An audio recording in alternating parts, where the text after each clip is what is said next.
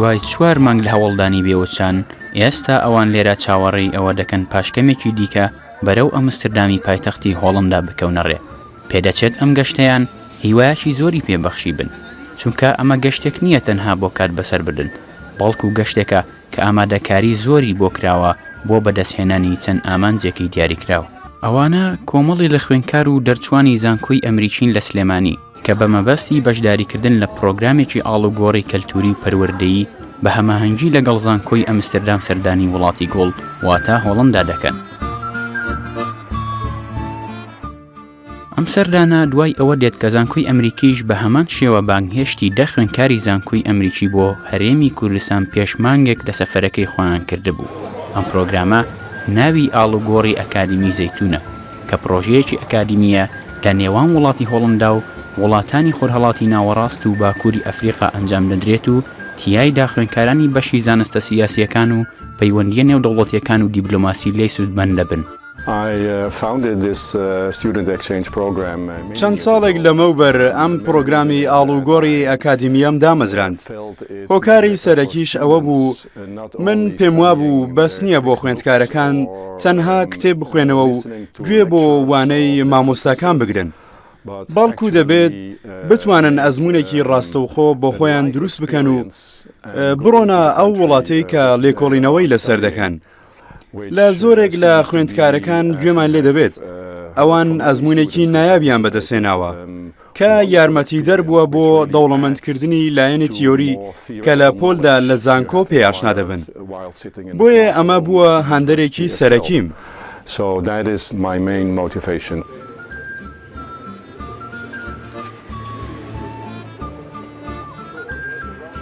زانکۆی ئەمستردام کە لە ساڵی 1632 دامەزراوە سێمین کۆنترین زانکۆیە لەسەر ئاستی هۆڵندا و یەکێکە لە گەورەترین زانکۆی لێکۆڵینەوەی لە کیشوەری ئەوروپا و لە ئێستادا نزیکەی 30,000 خوێندکاری ناوخۆیی و نێودەوڵەتی لەخۆ دەگرێت.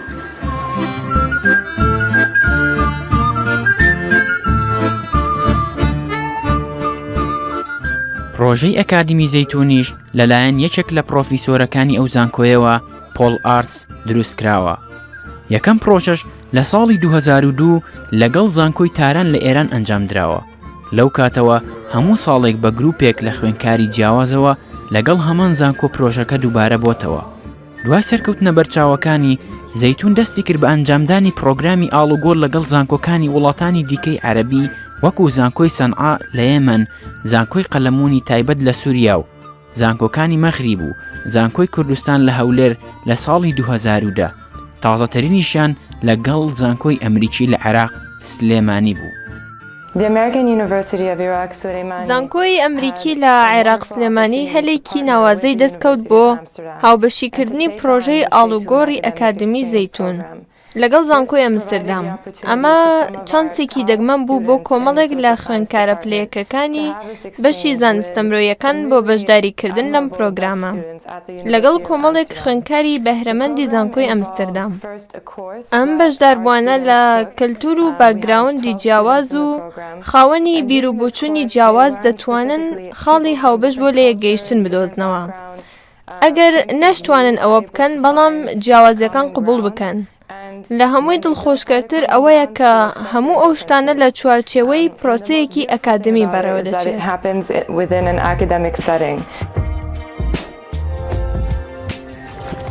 ئەوروپا و ناوچەی خۆرهەڵاتی ناوەڕاست و باکووری ئەفریقا گرنگیەکی زۆریان بە درێژایی مێژوو بۆ یەکتری هەبووە و تا ئێستاش بەردەوامە. ئەم دوو ناوچەیە تەنها لە ڕووی جوگرافیەوە پەیوەستین بەیەکەوە، بەڵکو لە لایەنەکانی مێژوو پەیوەندی بازرگانی، کەلتور، کۆچکردن، مەسەلە ئاسایشیەکان و تەنانەت ژینگەیەکانیش هاوبەشیەکی زۆر بە یەکتریانەوە دەبەستێتەوە.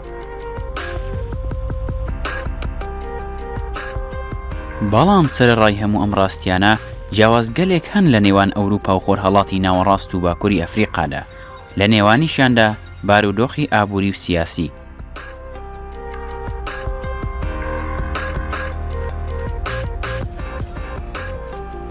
ئەم جارە مەبەستی سەرەکی پرۆژەی زەیتون بریتیە لە ئاشناکردنی بەشداربووەکان بە پەیوەندی نێوان ئابووری و سیاست بەگشتی و پەیوەندی نێوان هۆڵندا و هەرێمی کوردستان لەم بوارەدا.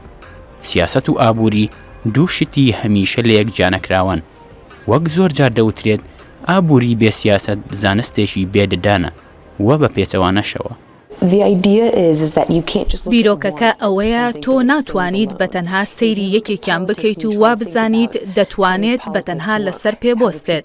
ئەگەر سەیری سیاست بکەیت و هەوڵ بدەیت بیر لەوە بکەیتەوە چۆن سیاست ئیش دەکات، چۆن خەڵک بۆ دەسەڵات دەنگیاندا و چۆن یاسا و ڕێسا دروست دەکرێت، ئەوە دەبێت لە هەمان کادا بیر لەوە بکەیتەوە. هۆکاری ئەمە پەیوەندی بە ئابووریەوە هەیە کە چۆن خەڵک دەژین و بە پێچەوانەشەوە. سیاست تەنها ئەو کاتە گرنگە کە دەیتە سەر ئەوەی خەڵک بە چ شێوازێک دەژین، تا چەند دڵخۆشن، چۆن پارە پەیدا دەکەن و ئیش دەدۆزنەوە. بە پێی تێگەیشتنی من سیاست و ئابووری دوو شتی زۆر بەیەکدا چوون. پێم وانە هیچ قەیران یا کێشەیەکی ئابووری هەبێت و پەیوەندی بە سیاسەتەوە نەبێت. ئەمەش بە تایبەتی ئەو وڵاتە دەگرێتەوە کە سەرچاوەی سروشتیان زۆرە، وەکو عێراق و هەرێمی کوردستان و هەمان شتیش دەربارەی هۆڵەندا ڕاستە. بەم شێوەیە ئاسان نییە ئەم دوو بوارە لە یەکتری جیا بکەینەوە.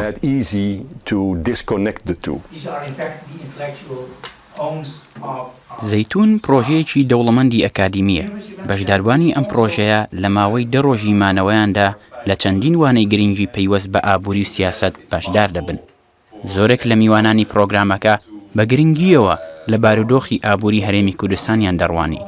لەم چەند ساڵی دوایدا هەرێمی کوردستان گەشەیەکی ئابووری بەرچاوی بەخۆیەوە بینیوە.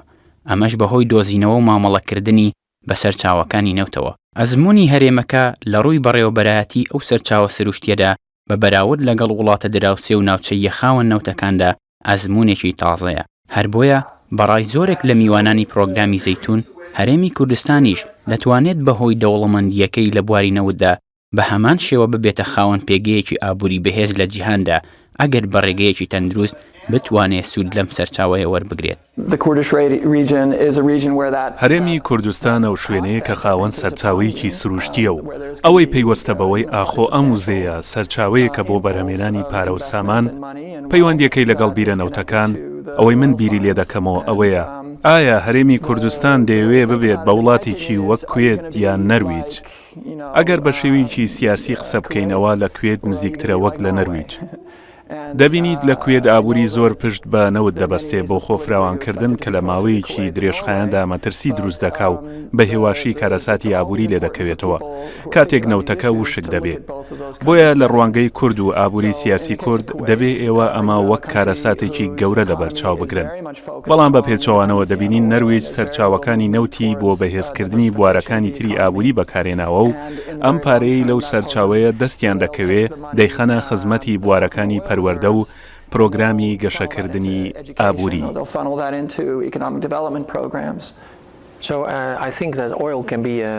لە ڕاستیدا من پێم وایە نەوت سەرچاوەیەکی نەهامەتیە ئەگەر دامەزراوەی دەسەڵاتی گونجاو نەبێت و دەبێتە هۆی دروستکردنی قەیران.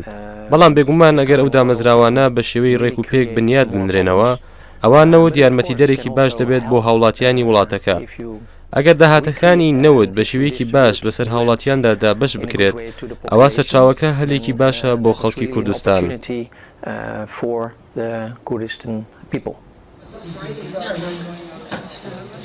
بۆ یەکێک لەوانەکان پرۆگرامی زەیتون بانگهێشتی بەڕێوەبەری پرۆژەی گەشەپێدانی کۆمپانیای وزەی شێڵی هۆڵەندی پۆل ڤان وێرتی کردبوو. پۆل بە وردی باسی لە چالاکیەکانی کۆمپانیاکەی لە عێراق و هەرێمی کوردستان دەکرد. هەروەک زۆرێک لە ئێمە ئاگادارین لە توندوتیژەکانی ناوەڕاست و خواروی عێراق، بەم شێوەیەش پۆل زۆر جار جەختی لەسەر زەحمەتیەکان دەکردەوە بۆ شێڵ کە لەو ناوچانەدا بەهۆی بارودۆخی توندوتیژی و ناسەقامگیری سیاسیەوە ڕوبەڕووی کۆمپانیای شێڵ دەبنەوە. لە ماوەی ئەو چەند ساڵەی لە عێراقیشمان کردووە ڕوبەڕووی زۆر بربەست بووینەتەوە. بە شێوەیەکی سەرەکی گرنگە بۆ هەر کۆمپانیای کە حاڵەتی سەقامگیری ئابووری سیاسی لە بەرچاو بگرێ بۆەوەی گەشە بە چالاکیەکانی بە شێوەیەکی پۆزتیڤ بدات. با پێچەوانەشەوە ئەم ئاسانکاریانە دەتوانێت لە ڕێگەی دابینکردنی خۆشگوزەرانی و سامانەوە بواری سیاسی و ئابووری بەرەو پێشەوە برێت. بربەستێکی تر پەیوەندی بە گەشەی پیشەسازیەوە هەیە. ئەمە دەکرێت کەمی بوونی سەرچاوەی ناوخۆیی یان نەبوونی مادە و پێداویستی ناوخۆ بێت.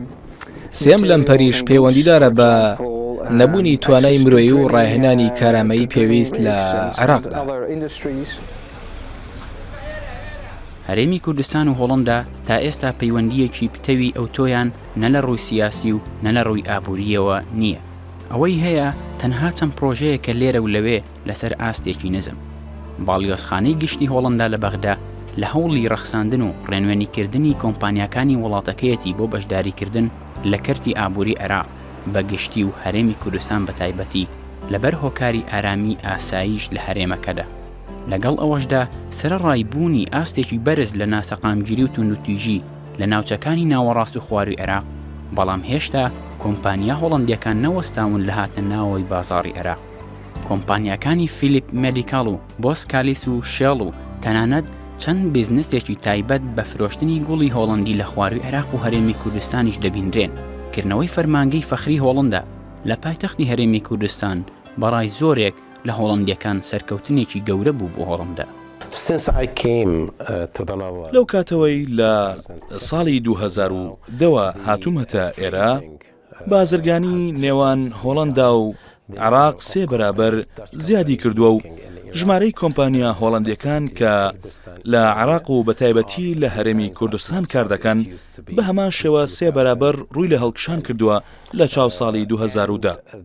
هەروەها دابینکردنی ڤیزەی عێراقی بۆ هاوڵاتیانی هۆڵەندی هەر 3 ئەوەندەیە بە بەراورد لەگەڵ پێش ساڵانی 2010. ئەمەش ئاماژەیەکە بۆ گەشەکردنی بازرگانی. ئەو کاتەی کە من هاتم بۆ هۆڵەندا، ڕێژەی بازرگانی نێوان عێراق و هۆڵەندا جگە لە بوارینەوت تەنها 50 ملیۆن دۆلار بوو، بەڵام ئێستا نزیکەی 800 ملیۆنە. زۆر کۆمپانیایی هۆڵەندی هەیە کە حەز دەکات لە عێراق ئیش بکات، جا چ لە کوردستان یان پارێزگاکانی تر بێت.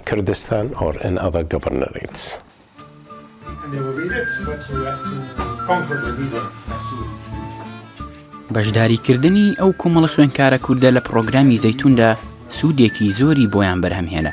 ئەوان لە هەر یەکێک لەوانەکان و سەردانەکاندا بۆ شوێنە جیاجەکانی وەکو گەڕان بە ناو شاری ئەمستەردام و ڕوونکردنەوەی لایەنی مێژووی شارەکە و ئەو نەهامەتیانەی لە جەنگی جیهانی دووەم بەسەری هاتووە و دواتر زاڵبوون بەسەر ئەو هەموو نەهامەتیاندا زۆریان بەدەستهێنا.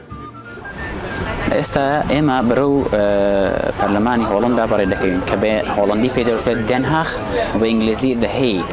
لەوێ چەند ئەندام پەرلەمانێکی هۆڵەندی دەبین کە تیایدا باسی پێگەی هۆڵەندا لە یەکێتی ئەوروپا دەکەن بۆ خوێنکارەکانی زانکۆی ئەمریکی.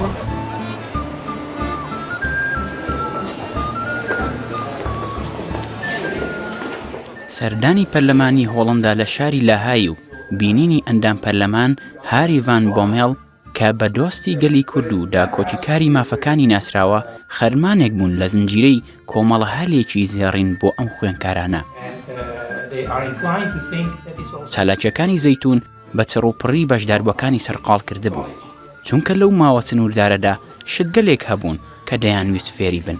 بۆ کوردستانیش وەکو هۆڵەندا نەبێت، بە قەناعەتی من کوردستانیش هەموو توانایەکی مادی و مرۆیی هەیە بۆ ئەوەی بگا بە وڵاتێکی وەک هۆڵەندا.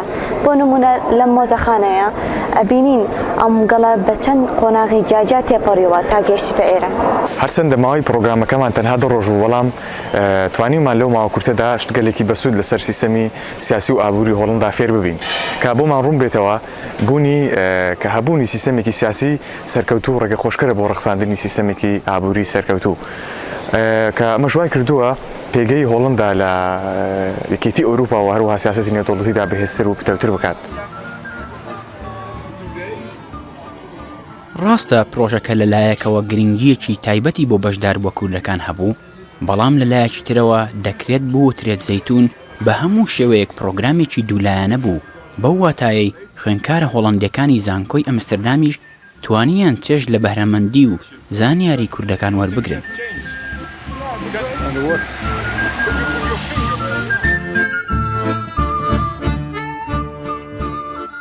کاتێک خوێنکارانی زانکۆی ئەمستەردامیش سەردانی هەرێمی کوردستانیان کرد، ئەوانیش بیر و ڕای خۆیان هەبوو سەبارەت بەو هەرێمە. بەلای ئەوانیشەوە گرنگ بوو سەبارەت بە وڵاتێکی تازە زانیاری بەدەست بهێن و ئەو کاتەی ئەوانیش سەردانی هەرێمی کوردستانیان کرده بوو زۆر شت لەبارەی بارودۆخی ئابووری و سیاسی و کەلتوری هەرێمەکە فێر بووبوون. لە ڕێگەی بەشداریکردنم لە پرۆگرامی ئاڵوگۆڕی ئەکادیمی زەیتون توانیم لەوە تێبگەم کە چۆن لە هەرێمی کوردستان سیاست و ئابووری بە شێوەیەکی بەهێز بەیەکەوە بەسراونەدات.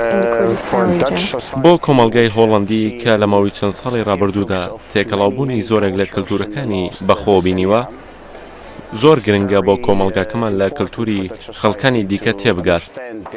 بەم شێوەیە گرنگە بۆ ئێمە ببینین چۆن خوێندکارە کوردەکان لە چاوی خۆیاندا جیهان دەبینن. لەبەرەوەی زۆربەی ئەوەی ئێمە فێری دەبین لە تێڕوانینی خۆر ئاواوەیە. بۆچوونی خەڵکی هەرێمی کوردستانی یان خەڵکانی ئاسیا یان هەر شوێنێکی دیکەی جیهان زیاترمان پێدەبەخشێت لەبارەی جیهانەوە. پێم وایە ئەمە باشترین شت بووە کە لە گەشتەکە بەدەستمان هێناوە.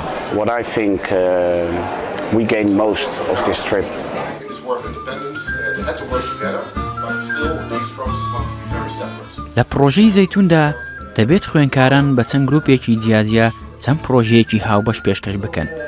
پرۆژەکان پەیوەستن بە خوێندنەوە و لێکدانەوەی خوێندکارە کورد و هۆڵندیەکان بۆ چەند مەسەلەیەکی تایبەت بە ئابووری و سیاست لە هەرێمی کوردستان.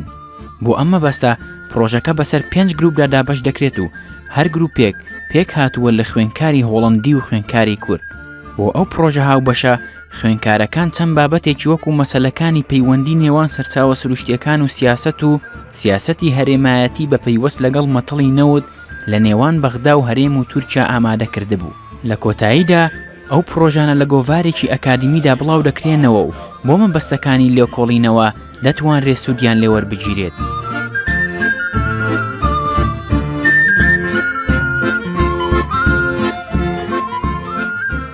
دوای هەموو ئەمانە ئایا چی لە بەردەستی هەرێمی کوردستاندایە بۆ ئەوەی سوود لە ئەزموونی وڵاتێکی پێشکەوت و یەک هۆڵەندا وەربگرێت؟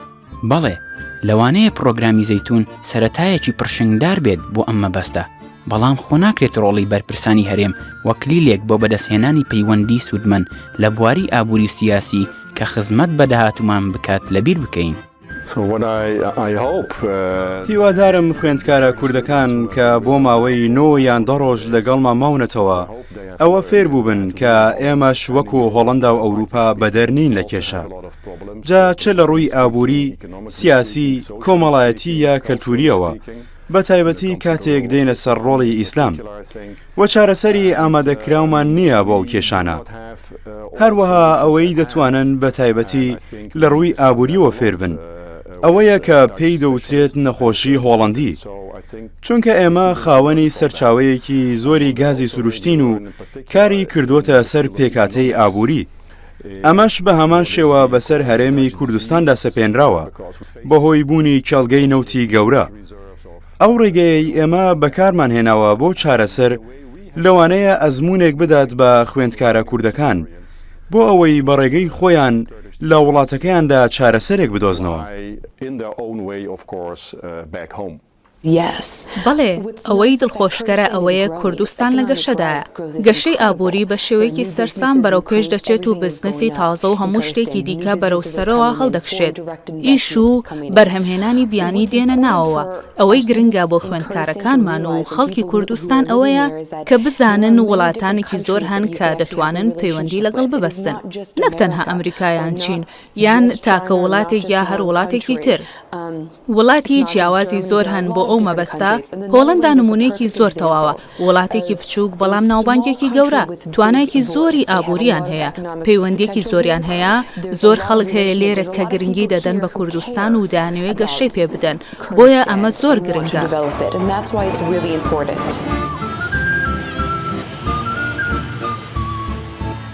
لە کۆتایی پرۆگرامی زەیتوندا خوێندکارە کوردەکان بە گەشتبینیەوە چاوەڕێی گەڕانەوە بۆ خاچی خۆیان بوون و ئامادە بوون ئەوەی فێری بوون بیگوازنەوە بۆ هاوڕێ و هاو پیشە و هاو نیشتیمانیەکانیان لە پێناو گەیاندنی سوودێک بە نیشتیمانەکەیان.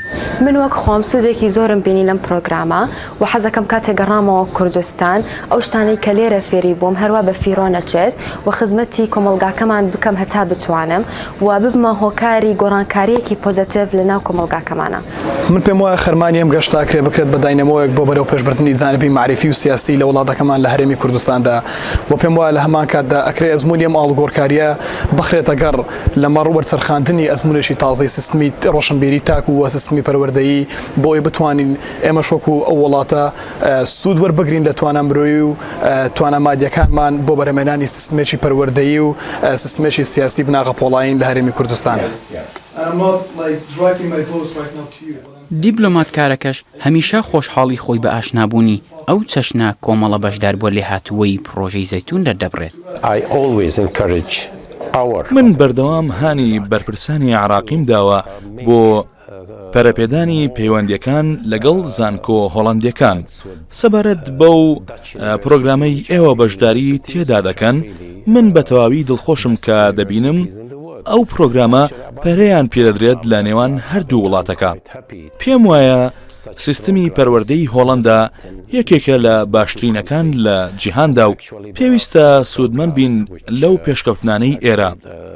دەبینم گروپەکەتان زۆر بەوزەن و من هیواخوازم کەسانی زیاتری وەک ئەوانە ببینم و خوێندکاری زیاتری هۆڵندی سەردانی کوردستان بکەن بۆ بینینی ئەو پێشکەوتنەی لە هەرێمەکەدا هەیە و بتوانن بەشدار بن لەو گەشەیەدا.